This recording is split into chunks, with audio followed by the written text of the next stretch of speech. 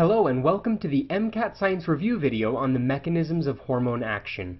My name is Brad Ackerson, and while most students find it difficult to keep all of the hormones and their actions straight, this video will help you do just that.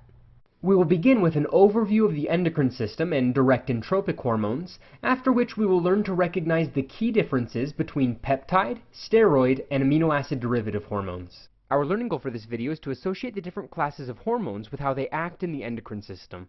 This will enable us to answer MCAT-style questions such as this one about the differences between direct and tropic hormones. So let's learn about hormones. The endocrine system has various organs called glands. These glands use molecules called hormones to communicate with other organs and cells and bring about the desired effect. The three types of hormones are peptide, steroid, and amino acid derivative hormones. Aside from structure, we can also classify hormones into two major types based on how they act in the body.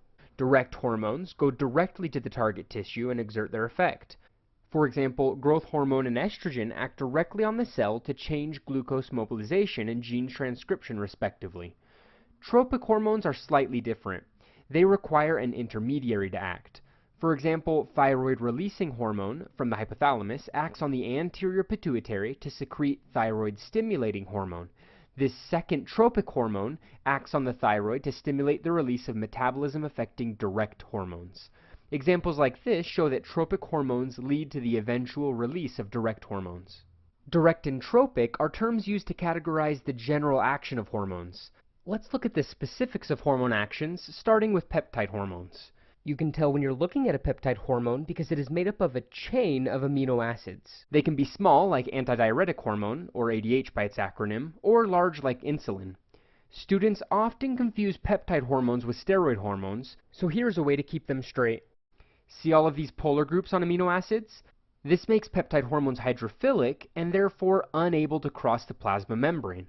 Because they cannot cross the membrane, they are forced to exert their effect from the outside, and this is done through the use of second messenger systems.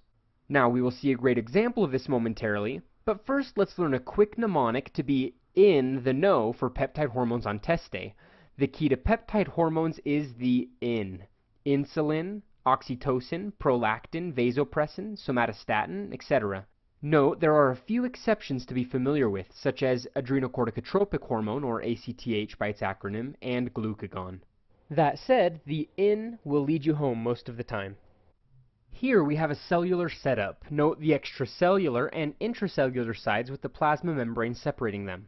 Let's get a visual on how peptide hormones work via second messenger systems. Here is a peptide hormone, a string of amino acids. We will represent it with this box. Because peptide hormones are polar and unable to cross the plasma membrane, they depend on receptors such as this one in green. When they bind to their receptor, a conformational change takes place that turns on an intracellular protein, for example, adenylate cyclase. These proteins begin a series of effects within the cell. In this example, they take ATP and create cyclic AMP, which upregulates kinases that phosphorylate key proteins. This can happen in many ways, but the end result is the same. These phosphorylated enzymes are then able to catalyze reactions in the cell. What we have just seen is referred to as a signaling cascade. The key to signaling cascades is what we call amplification. To illustrate, we start with one peptide hormone. This one molecule activates the receptor, leading to many cyclic AMP formed. In this step, we see that the signal was amplified, one molecule to many. Now, each cyclic AMP is capable of activating multiple kinases. This leads to even more phosphorylated enzymes and another level of amplification. Because of signaling cascades, peptide hormones lead to fast-acting changes in the cell. However, because enzymes can quickly be deactivated, these changes are also generally short-term.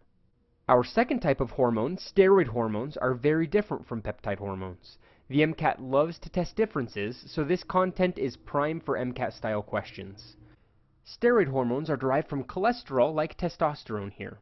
All of those French fries clog your arteries with cholesterol because it is very non-polar. The nonpolar nature of steroid hormones makes it insoluble in water, and therefore these hormones must be carried through the aqueous plasma bound to carrier proteins. Sex hormone binding protein and albumin are examples of these carrier proteins. These hormones generally lead to effects that are slow to take action, but longer lasting.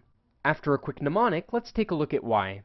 The key to steroid hormones is that they were derived from cholesterol, or in other words, testosterone, estrogen, and aldosterone. This makes it easier to identify steroid hormones on test day. Here again we see our cellular environment. Our steroid hormone, estrogen for example, being very nonpolar, is able to easily cross the plasma and nuclear membranes. Once through the membranes, it locates and binds to its receptor. Now, the hormone receptor complex can exert its effect. It binds directly to certain regions of the DNA, and by so doing activates or deactivates gene transcription.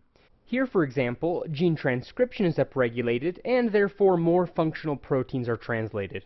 This leads to increased amounts of protein capable of affecting the cellular environment. Note that this process of transcription and translation takes much longer than a signaling cascade. However, affecting the amounts of functional protein leads to a much longer lasting effect. In fact, steroid hormones can even cause permanent effects that last until death. Our last type of hormone is the amino acid derivative hormone. While less common, they include some very important ones such as epinephrine, norepinephrine, and the thyroid hormones like thyroxine. Now, the difference between amino acid derivative hormones and peptide hormones can be confusing, but here is the key. Amino acid derivative hormones are made of one or two amino acids and generally have modifications, as opposed to peptide hormones which are made up of strings of amino acids. For example, tyrosine, the amino acid, is modified to form the amino acid derivative hormone thyroxine. This type of hormone can act like either steroid or peptide hormones depending on those specific modifications. Excellent, let's see how the MCAT will test these concepts. Take a moment to answer this question about steroid hormones. The correct answer is B. Given that cholesterol is not water-soluble, 1 and 3 cannot both be correct, therefore we can eliminate D. Steroid hormones are synthesized from cholesterol and generally lead to longer-lasting effects. Therefore, Roman numerals 1 and 2 are correct, leading to answer choice B. Answer this second question about peptide hormones. If you chose D, you are correct. Second messenger cascades are used by peptide hormones. If you got this question wrong and are having trouble remembering the functions of steroid hormones, go back and review the video as much as needed. Now answer this last question about tropic hormones. The correct answer here is C. A and B are both examples of direct hormones. For answer choice D, while adrenocorticotropic hormone is indeed a tropic hormone, acting directly on the neurons is not its tropic action. It stimulates the release of other direct hormones that have this action. Luteinizing hormones stimulating the release of other hormones perfectly describes the action of a tropic hormone. Let's reinforce the most important concepts for test day from this video. Direct hormones act directly on target tissues, while tropic hormones lead to the eventual release of a direct hormone. Peptide hormones are polar, and via second messenger systems they exert quick but short-lasting effects. Peptide hormones usually include an in their name. Steroid hormones are nonpolar, and by directly affecting gene transcription, they take longer to act, but exert a longer-lasting or even permanent effect. Remember to look for the STR in their names. Amino acid derivative hormones are made of 1 or 2 amino acids, have mixed effects, and are less common but important, such as epinephrine and thyroxine. Thanks so much for watching this video, and best of luck with your hormones on test day.